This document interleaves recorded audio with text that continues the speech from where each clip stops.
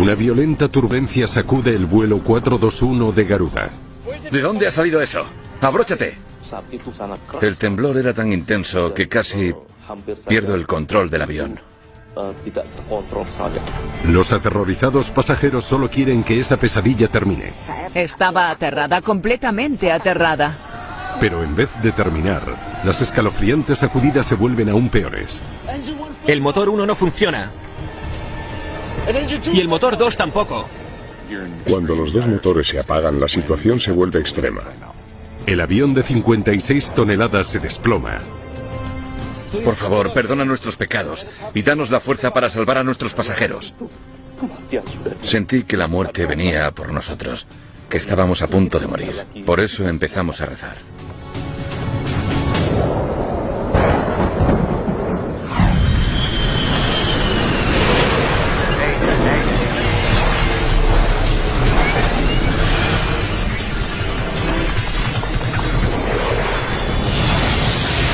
Mayday, catástrofes aéreas.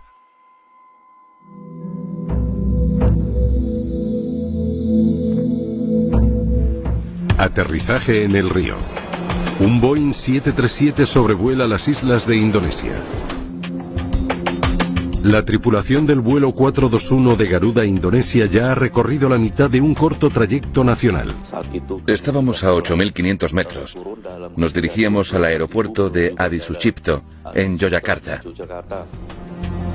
El comandante Abdul Rouzak es un experimentado piloto que trabaja para la Aerolínea Nacional de Indonesia. ¿Qué tal el tiempo en Yogyakarta? Su copiloto es Harry Gunawan. Bueno, aunque quizá llueva un poco. Ya había volado unas cuantas veces con Harry Gunawan. No era nada nuevo. Nos conocíamos muy bien.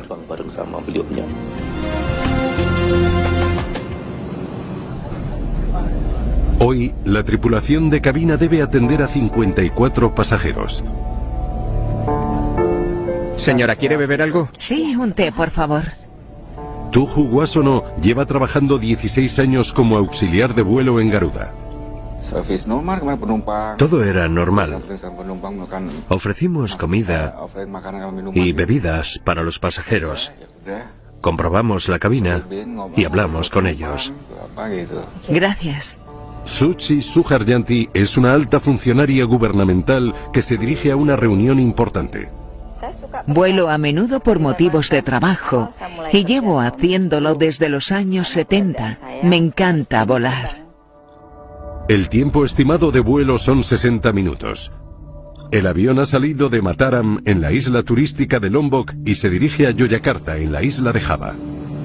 Enero es un mes lluvioso en el que el tiempo es impredecible. Vamos a evitar esa tormenta. Cambiemos el rumbo. Control, aquí vuelo 421 de Garuda. Solicito cambio de rumbo a 300 para evitar una tormenta. Vuelo 421 de Garuda tiene permiso para cambiar a 300. Vuelen directamente hacia Bravo Alfa NDB cuando el tiempo se lo permita. Control aéreo les autoriza a desviarse ligeramente para rodear unas amenazadoras nubes. El tiempo era el de cualquier otra tarde. No había turbulencias. Desde la cabina vimos que el cielo estaba despejado. Era todo muy normal. Pero pronto aparecen en su trayectoria nubes de tormenta más grandes. ¿Qué opinas? Vi los colores verde, amarillo y rojo en el radar y supe que el camino más seguro implicaba pasar por la zona verde.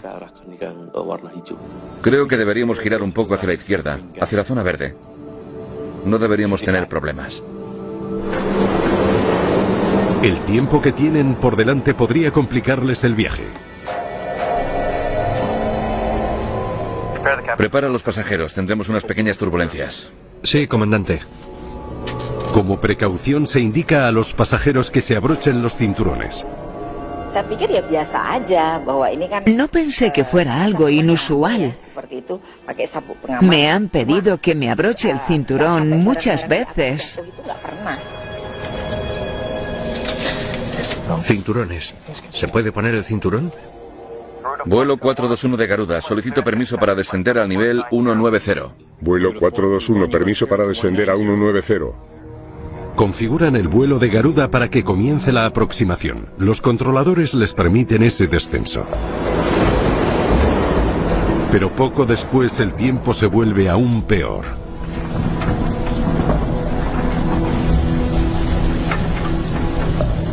¿De dónde ha salido eso? Estamos en ella. Abróchate. Dirigí el avión hacia la zona verde. Pero en cuanto entré en la nube, todo se volvió rojo.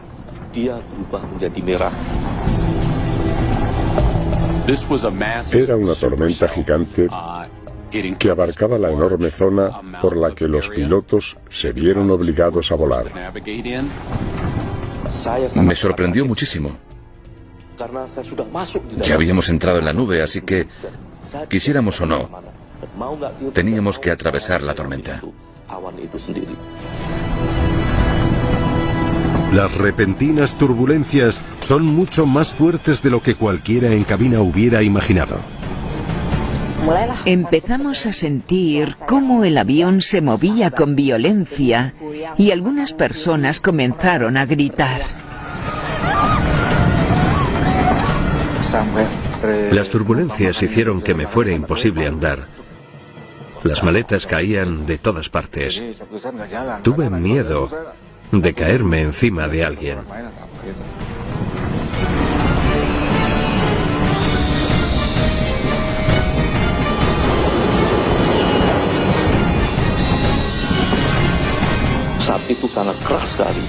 El temblor era tan intenso que casi pierdo el control del avión. ¡Los motores! El comandante detecta un problema grave. Ambos están disminuyendo. Están perdiendo potencia en los motores. Aumentando el empuje. Nada. Vigílalos. Señor, Poco después, la crisis empeora aún más. el motor 1 no funciona. Confirmado. Tierra, tierra. Tierra, tierra. Y el motor 2 tampoco. Ninguno de los dos motores funciona. El proceso de combustión se ha apagado. Cuando los dos motores se apagan, la situación se vuelve extrema. El avión no tiene empuje alguno. En el interior han perdido la electricidad primaria. Todos los sistemas funcionan ahora con la energía de reserva. De repente, se encendieron las luces de emergencia. Me impactó mucho verlas. El comandante Rouzag lucha por mantener estable el avión mientras la altitud comienza a descender. Grité para comenzar con la lista de verificación de emergencia. Procedimiento en caso de apagón en los motores. Reinicio de los motores. Reinicio de los motores. Desconectando a niveles iniciales. Desconectando. Hay que coger los niveles iniciales tanto del primer motor como del segundo, volverlos a colocar en la posición de funcionamiento y esperar a ver si vuelven a encenderse. Tiempo 30 segundos. El procedimiento de reinicio requiere paciencia. Sabíamos que el protocolo nos obligaba a esperar 30 segundos. Teníamos la esperanza de que se encendieran. Dios, por favor, quiero volver a ver a mi familia. Ayúdanos, por favor, quiero volver a verlos. Pensé que lo más probable era que no volviera a ver a mi marido ni a mis hijos. Recé a Dios para que me ayudara porque no estaba preparada para morir.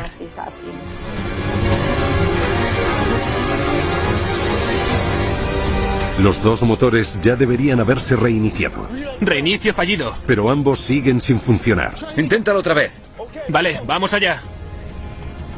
Reinicio de los motores. Reinicio de los motores. El avión se desploma 300 metros cada 15 segundos. Era una emergencia extrema. Tiempo 30 segundos. Había muy pocas opciones. Tenían que hacer algo rápido.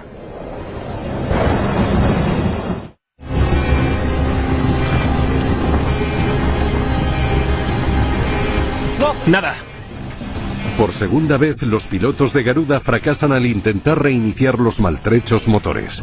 Quedan pocos minutos para chocarse contra el suelo y se les acaban las opciones.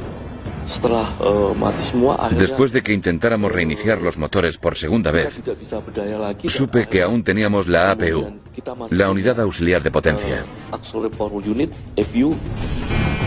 La APU es un generador que proporciona energía eléctrica al avión. Puede que la APU sea su última esperanza. ¡Enciende la APU! Encendiendo la APU. Pero cuando intentan encenderla, No hay electricidad. se produce una catástrofe. Cuando intentó encender el generador auxiliar, todo se apagó. ¡Hay que hacer algo! No había electricidad. Los instrumentos de vuelo no funcionaban. Todo estaba oscuro. No tenía ninguna herramienta para volar el avión. Los controladores se asombran al ver que el vuelo 421 desaparece del radar. Garuda 421, ¿me recibe? 421, por favor, indique su posición.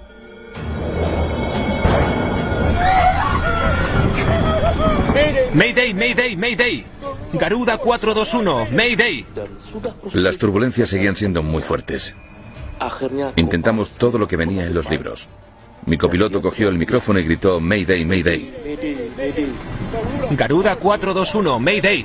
Pero los controladores no pueden oírles. Garuda 421, ¿me recibe? 421, por favor, indique su posición. Mayday, Mayday, Mayday. Garuda 421. Han perdido el contacto con el maltrecho avión. Escuché como decían, Mayday, Mayday. Y no tenemos electricidad, no tenemos electricidad. Sin electricidad no hay radio. Ahí me di cuenta de que los motores del avión no funcionaban, todo estaba apagado. Sin electricidad no hay radio. ¿Qué nos queda? Los instrumentos de emergencia. Tenían el indicador de altitud de reserva, el velocímetro de reserva y una brújula magnética. Ahora estamos en manos de Dios. Los pilotos rezan pidiendo ayuda. Por favor, perdona nuestros pecados y danos la fuerza para salvar a nuestros pasajeros. Sentí que la muerte venía por nosotros, que estábamos a punto de morir. Por eso empezamos a rezar.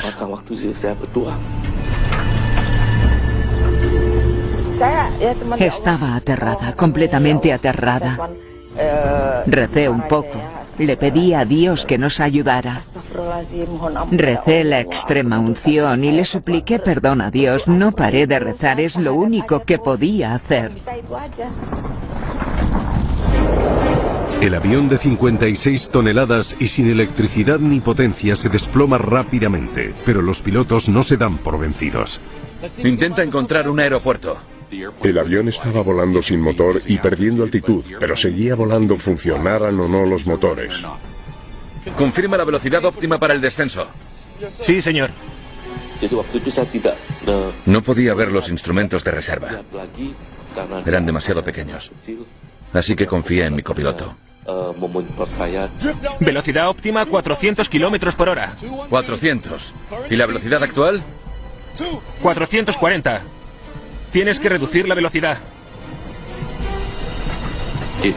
Es muy complicado intentar aterrizar un 737 sin electricidad y sin ningún tipo de ayuda.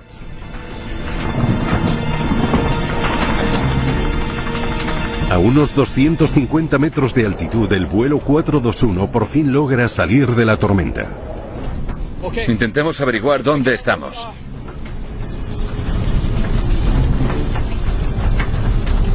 Pero la misión del comandante sigue pareciendo imposible. Aterrizar un avión sin motores y sin guías electrónicas. Ni siquiera sabía dónde estábamos, porque los instrumentos no funcionaban. Estamos cerca del río Solo, señor. ¿Dónde está el aeropuerto? ¡Rápido! Nos lo hemos pasado, señor. Han dejado atrás el aeropuerto más cercano y vuelan demasiado bajo como para dar la vuelta. Han perdido su última oportunidad de realizar un aterrizaje controlado. Tenemos que aterrizar en algún sitio. Hay que decidir dónde. El avión pesaba 56 toneladas. Podéis imaginaros lo rápido que descendía. Tuvimos que decidir en pocos segundos dónde podíamos aterrizar.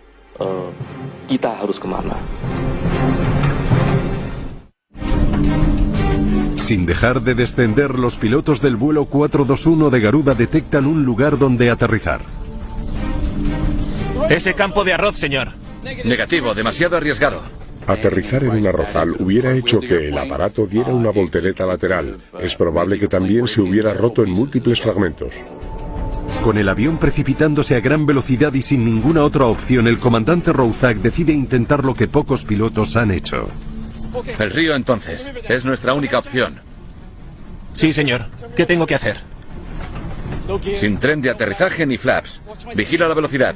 El río solo es estrecho y sinuoso. Aterrizar un 737 no será fácil. Pensé que así el avión sufriría menos con el impacto y que tendríamos más posibilidades de sobrevivir. Pero hay otro obstáculo. ¡Un puente! ¿Podemos pasar por debajo? No. Me hubiera gustado pasar por debajo del puente, pero me imaginé que tendría pilares de hormigón por debajo. 90 metros. El comandante toma una rápida decisión. Vamos a hacer un círculo para aterrizar. ¡Gira conmigo! Girando. Dar una vuelta haría que tuvieran más tramo de río para amerizar, pero se les acaba el tiempo. Para girar el avión depende de su sistema hidráulico y este necesita la potencia de los motores. Se necesita mucha fuerza para girar si no funciona el sistema hidráulico. Sería como intentar conducir un coche sin dirección asistida. Ángulo de inclinación lateral, mire. ¡Lo veo, lo veo!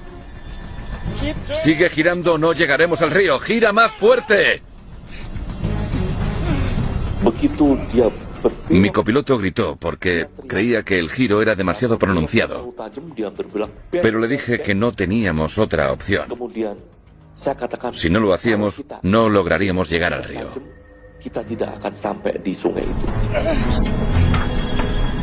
Por primera vez, en vez de ver una pista de aterrizaje, lo que vi fue un río, un puente y unos campos de arroz.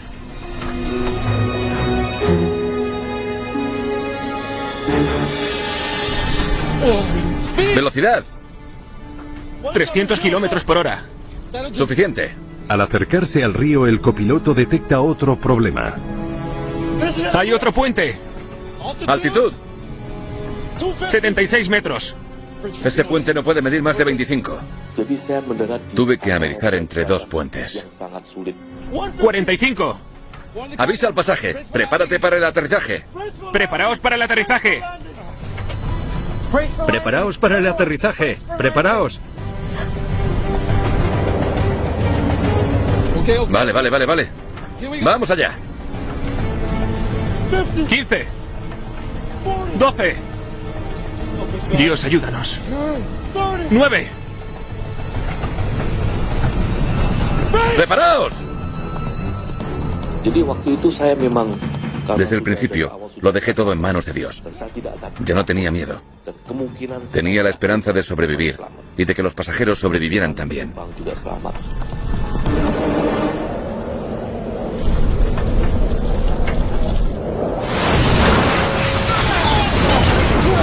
El vuelo 421 impacta contra el agua a casi 320 kilómetros por hora.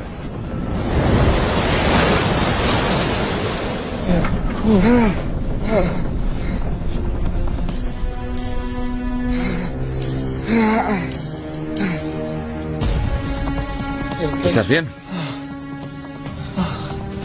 Estoy vivo. La cabina del vuelo 421 ha quedado completamente destrozada.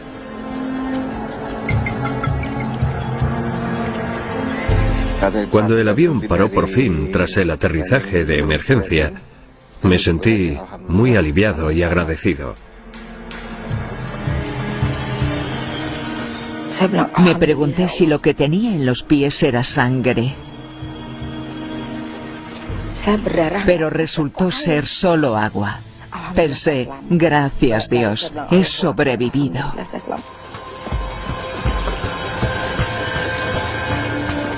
Comencé con el proceso de evacuación. Ayudé a los pasajeros que estaban cerca de mí a llegar a la parte delantera del avión.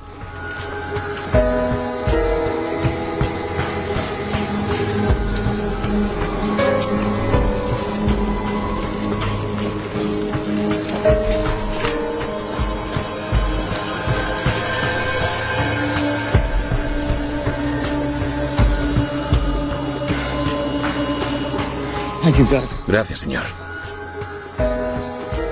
Vamos a ver cómo están los pasajeros. Desde la salida de emergencia, los pasajeros pueden ponerse a salvo en la orilla. Yo fui el último en abandonar el avión. De los 60 pasajeros a bordo, todos menos uno lograron salvarse. Me sorprendió mucho que solo hubiera un fallecido. Fue un milagro que no muriera más gente en ese accidente.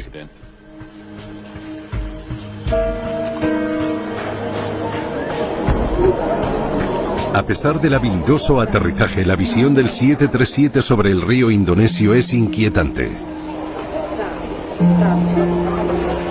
Mientras los servicios de rescate retiran los restos del río Solo, la nación busca respuestas.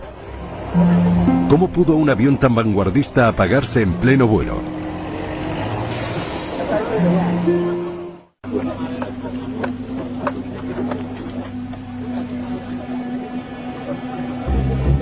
La labor de descubrir qué provocó que el vuelo 421 de Garuda se desplomara recae sobre un equipo de investigadores indonesios. Su prioridad es recuperar las cajas negras del avión. Las cajas nos revelarían toda la información que necesitábamos, el comportamiento de los motores, todas las comunicaciones entre los pilotos. Era muy importante conseguirlas. Mientras esperan la información de los registradores de vuelo, los investigadores entrevistan al comandante Rouzak. Gracias por venir. Quieren saber más acerca del hombre detrás del aterrizaje. Gracias. Había realizado hasta entonces 14.000 horas de vuelo, pero llegar hasta allí no fue nada fácil. Nació en una familia pobre, vendía verduras en las calles de Yakarta y su familia no pudo permitirse que estudiara en un colegio. Mi única oportunidad para estudiar era conseguir una beca. Miles de personas pidieron acceder a la Escuela de Vuelo Nacional. Y yo tuve la suerte de ser uno de los 56 estudiantes que se graduaron en mi año. El comandante Rouzak enseguida pasó a formar parte de Garuda. Me sentí muy feliz cuando me contrataron en la aerolínea más grande de Indonesia. Era un sueño hecho realidad. ¿Puede decirme qué ocurrió exactamente? Nunca me había pasado que los dos motores se me apagaran. Pensé que esos motores lo soportaban todo. Mi primera duda era saber qué había provocado que ambos motores se apagaran simultáneamente. ¿No pudo encenderlos de nuevo? Lo intentamos. Quizá tenían algún fallo. No tiene sentido.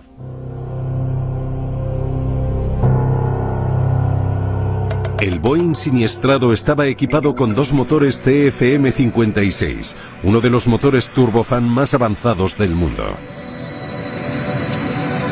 Su planta generadora introduce aire frío gracias a un enorme ventilador en la entrada. Después, una serie de hélices comprimen parte del aire antes de que éste se mezcle con el combustible y prenda en el quemador. La combustión hace girar las turbinas del núcleo que mueven el motor y expulsan los gases calientes por la boquilla trasera a gran velocidad.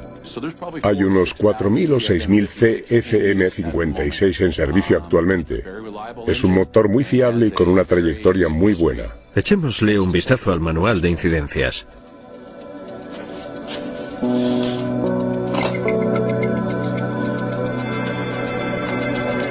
Pero los investigadores descubren que ni el mejor motor es infalible. Hubo casos con aviones similares en los que los motores se apagaron. En 1988 el vuelo 110 de TACA entró en una violenta tormenta eléctrica mientras volaba de Belice a Nueva Orleans. Ambos motores de ese nuevo 737 se apagaron. El piloto logró realizar un aterrizaje de emergencia sobre un terreno lleno de hierba. Los investigadores descubren que como respuesta al accidente de Taka, el fabricante rediseñó el motor. El nuevo diseño cambió la forma del cono de la hélice y aumentó la distancia entre el motor del ventilador y el separador para lograr que hubiera menos humedad en el núcleo. Descubrieron que la forma de cúpula funcionaba mejor con hielo y granizo. ¿Por qué falló este nuevo diseño? ¿Veis? No tiene ningún sentido. Me sorprendió mucho que los dos motores se apagaran porque precisamente se habían modificado para situaciones con precipitaciones. Los ingenieros realizan una serie de pruebas con los dos motores. Buscan cualquier defecto que pudiera explicar que se parasen en pleno vuelo.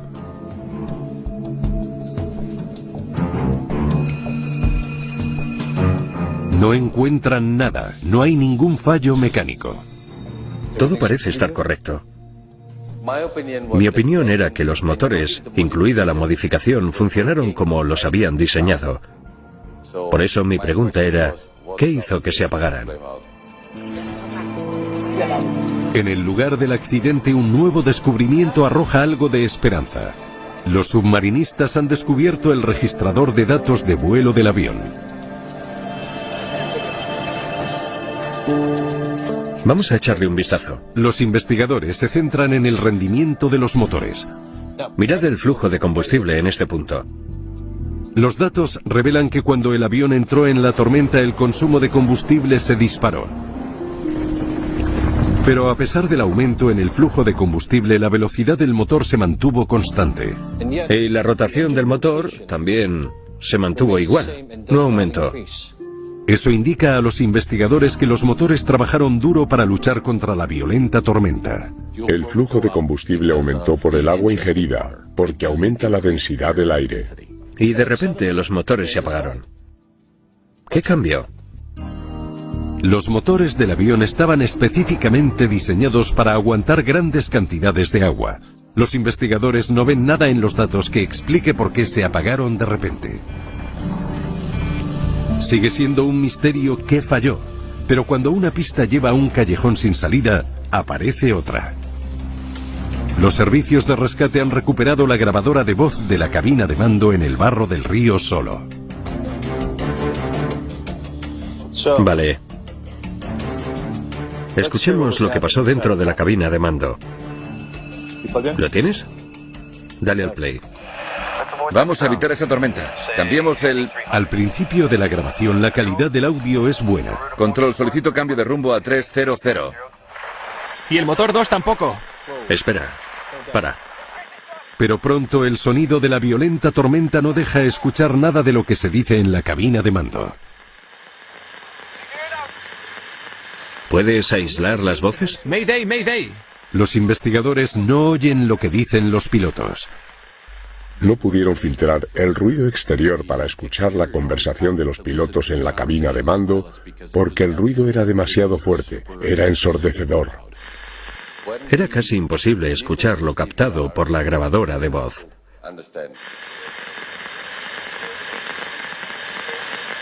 Para. Rebobina. Inténtalo de nuevo.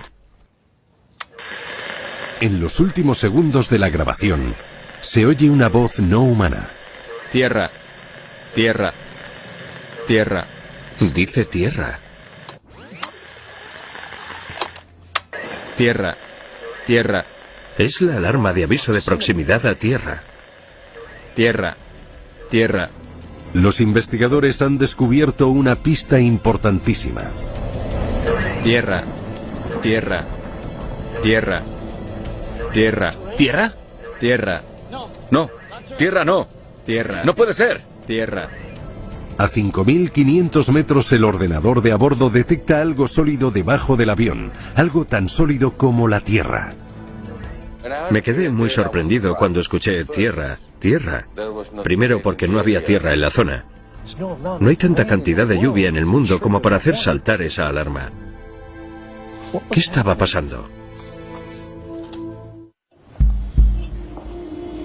Los investigadores indonesios luchan por comprender por qué sonó una alarma de aviso de proximidad a tierra cuando el vuelo 421 de Garuda seguía a 5.500 metros de altura. Entre los restos, el cono del morro del avión o radomo aporta una prueba crucial. Venid a ver esto. Estaba bastante golpeado. Parecía como si alguien hubiera golpeado el radomo con un martillo redondo y lo hubiera destrozado. Mirad esto. Nunca había visto algo así. Eso solo lo podría haber causado una cosa: granizo. Ya está claro que la violenta tormenta a la que se enfrentaron los pilotos contenía tanto granizo como para dañar el morro del avión y hacer saltar la alarma de aviso de proximidad a tierra. Tierra. Tierra. Se calcula que el granizo era del tamaño de bolas de tenis. Eran muy grandes y muy perjudiciales para el avión. Parte de las recientes modificaciones de los motores estaban específicamente diseñadas para el granizo. Los motores estaban diseñados para soportar 10 gramos por metro cúbico. Eso implica una precipitación muy abundante. Los investigadores se preguntan si la enorme tormenta soltó más lluvia y granizo de lo que los motores del vuelo 421 podían soportar.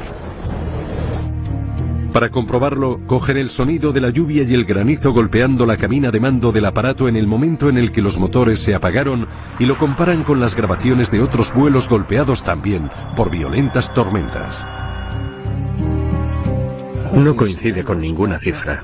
La comparación muestra que el vuelo de Garuda voló atravesando unas precipitaciones más fuertes que las de cualquier otra tormenta registrada. El estruendo de la tormenta junto con los datos de rendimiento de los motores indican a los investigadores la cantidad de lluvia y granizo a la que se enfrentó el 737. Es una locura. Basándonos en nuestras pruebas, nuestra conclusión fue que la cantidad de hielo era de más de 18 gramos por metro cúbico.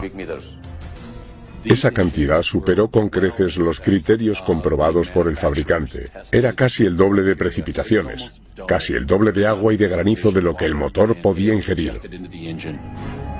Los investigadores han recopilado pruebas convincentes de qué fue lo que causó el doble apagón. Pero para estar completamente seguros, quieren poner a prueba sus análisis. Encendiendo motores.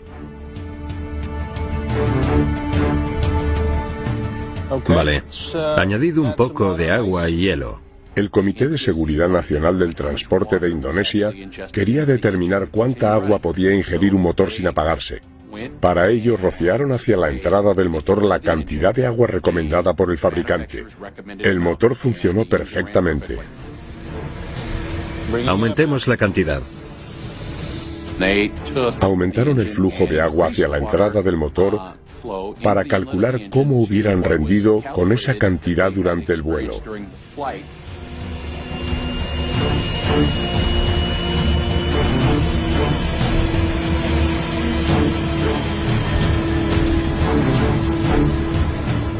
Ya sabemos por qué se apagaron los motores. La prueba no deja lugar a dudas. Fue un gran momento para ellos, porque cuando añadieron hielo al agua, el motor se paró. Una violenta tormenta que incluía tanto mucha lluvia como enormes bolas de granizo apagó ambos motores del 737. Pero la investigación aún no ha concluido. Aún queda otro misterio por resolver. En primer lugar, ¿por qué el vuelo 421 voló hacia una tormenta tan grande? ¿Por qué los avanzados sistemas de navegación del 737 Vamos a evitar esa tormenta. no fueron suficientes para que los pilotos evitaran un tiempo tan peligroso? Los investigadores revisan los datos meteorológicos del día del accidente. Déjame que le eche un vistazo a este mapa otra vez. Vale. Su trayectoria les llevó directamente a la peor parte de la tormenta. ¿Por qué el comandante Rouzak eligió una ruta tan peligrosa? El radar meteorológico debería haberles ayudado a sortear la tormenta. ¿Por qué entraron en la tormenta? ¿Por qué no se desviaron? Deberíamos girar un poco hacia la izquierda, hacia la zona verde. No deberíamos tener problemas. Los pilotos pensaron que había una franja que atravesaba la tormenta por la que podrían pasar. El radar mostraba una zona verde. Debería haber sido segura. ¿Por qué el radar mostró un camino seguro? No lo sé, pero de repente todo cambió. Parece que el radar no detectó el peligro que tenían delante. ¿De dónde ha salido eso? La franja verde por la que intentaron ir desapareció de repente. No era la trayectoria tranquila y segura que esperaban. Los investigadores necesitan saber por qué. ¡Abróchate! Aquí Consultan a un experto en radares. es donde entraron en la tormenta. Gracias a él descubren que los pilotos pueden sufrir los peligros del llamado efecto sombra de radar. Ese efecto es, en realidad, la incapacidad del radar de identificar otro tiempo que podría estar enfrente de ti y al que intentas evitar. ¿Sombra de radar? Estas sombras en el radar se producen cuando la precipitación es tan intensa que las ondas de radio no pueden penetrar la tormenta. Aparece una sombra en la pantalla de los pilotos como si hubiera un vacío negro. Es muy engañoso. Piensas que estás volando hacia una zona con buen tiempo cuando en realidad estás entrando en una tormenta bastante fuerte. La peligrosa trayectoria de vuelo del avión de Garuda por fin tiene sentido. Lo que quieres decir es que intentaron refugiarse en la sombra de radar. Los pilotos no se dieron cuenta de que volaban hacia una tormenta lo suficientemente fuerte como para apagar los dos motores. Pero aún queda una cuestión por resolver. La granizada apagó los motores. Encendiendo APU. ¿Pero qué cortó el suministro eléctrico del 737?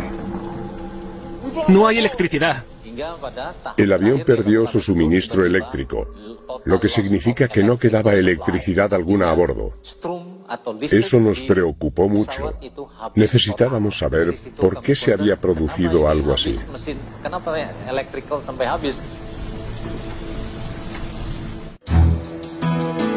Los investigadores saben que el suministro eléctrico del vuelo 421 de Garuda se cortó. Si hubiera habido electricidad, hubieran podido reiniciar los motores cuando salieron de la tormenta. ¿Qué pasó? Pero aún no saben por qué. Gracias por venir, comandante. Siéntese. Los investigadores esperan que el comandante recuerde cualquier detalle esencial. Tengo algunas preguntas más. Cuéntenos exactamente qué pasó después de que ambos motores se apagaran. En cuanto se apagaron, seguimos el procedimiento de reinicio. ¡Reinicio de los motores! Reinicio de los motores. Desconectando niveles iniciales. Desconectando. Siguieron el procedimiento a rajatabla. Reinicio fallido. Cuando los motores no se reiniciaron, intentaron encender la unidad auxiliar de potencia o APU para restablecer la electricidad de todo el avión. ¿Y qué pasó después? Un desastre. ¡Enciende la APU! Encendiendo APU.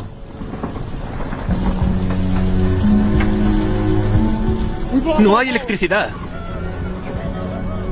Desgraciadamente, tras dos intentos por reiniciar los motores y encender la APU, se quedaron sin batería. Las baterías de gran potencia de los aviones casi nunca se apagan en pleno vuelo. ¿Por qué está así? El comandante no tiene la respuesta, pero aporta una pista muy importante. ¿Recuerda algo más? El voltaje de la batería era bajo. 22 voltios. Incluso antes de empezar el procedimiento de reinicio. Me pareció raro, pero no tuvimos tiempo para pensar en ello. Cuando entrevisté al comandante Rouzak, mencionó que la capacidad de la batería cuando intentó reiniciar los motores era de solo 22 voltios. 22 está dentro del límite, pero es el valor más bajo, por lo que se considera una cifra pobre. Una batería totalmente cargada de un 737 tiene 24 voltios. ¿Seguro que era 22 y no 24? 22 voltios. Lo recuerdo. Esos 2 voltios de diferencia podían haber logrado que los motores se reiniciaran o que la APU se encendiera. 4 semanas después del accidente, los equipos de rescate encuentran en el río Solo lo que podría ser la última pieza del puzzle: la batería del vuelo 421. Una de sus 20 celdas estaba dañada antes del accidente, algo que parece coincidir con la observación del comandante. La celda estaba muy dañada. y eso disminuyó la capacidad de la batería de forma bastante notable. Pero ¿cómo de importante era el daño? ¿Era la batería demasiado débil como para reiniciar los apagados motores? Los investigadores realizan una prueba para descubrirlo. Soltemos agua y hielo hasta los 18 gramos por metro cúbico. Reproducen las condiciones de vuelo y siguen el procedimiento exacto que usaron los pilotos al intentar reiniciar los motores. Vale, iniciando reinicio de los motores. Reinicio de los motores. Reinicio de los motores. Desconectando niveles iniciales. Desconectando. Niveles iniciales desconectados. Desconectados. Tiempo 30 segundos. 28, 29, 30. Vale. El primer intento ha fallado. La batería baja a 20 voltios. Seguid con las precipitaciones como están. Vamos a ver qué le pasa a la batería tras realizar otro segundo intento. Que comience la cuenta atrás otra vez. Inténtalo otra vez. Reinicio de los motores. Reinicio de los motores. Desconectando niveles iniciales. Desconectando. Tiempo 30 segundos. 28, 29, 30. La batería ha bajado a 12 voltios, lo que la hace prácticamente inutilizable. Ahora... Enciende la APU. Encendiendo la APU.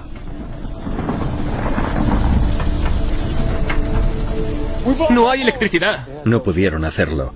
El procedimiento de reinicio agotó totalmente la dañada batería. No pudo soportar el reinicio de los motores bajo unas condiciones de emergencia.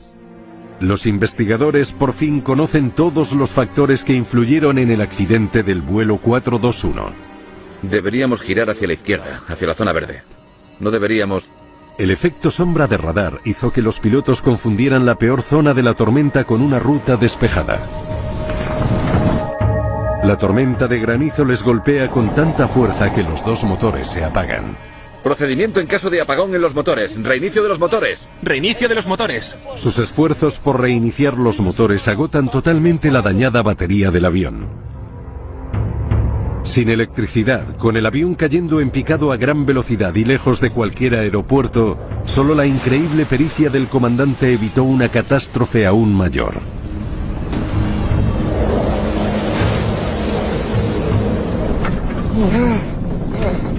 En su informe oficial, los investigadores recomiendan una mejor formación con respecto a los radares para ayudarles a navegar a través de condiciones meteorológicas extremas. También exigen nuevos procedimientos para volar con abundante lluvia y granizo con los motores CFM56, como aumentar la aceleración cuando entran en una tormenta. Como reconocimiento a su heroicidad, el comandante Abdul Rouzak y el copiloto Harry Gunawan reciben la felicitación del presidente de Indonesia. Es el mayor honor que puedo recibir en esta vida. Más allá de ese reconocimiento, los pilotos tienen la gratitud eterna de todas las personas a bordo de ese avión. Salvó muchas vidas en ese avión. Por eso, le doy las gracias al comandante Rouzak. Sentimos que Dios les había elegido a los dos para amerizar con seguridad en ese río. Fueron nuestros héroes.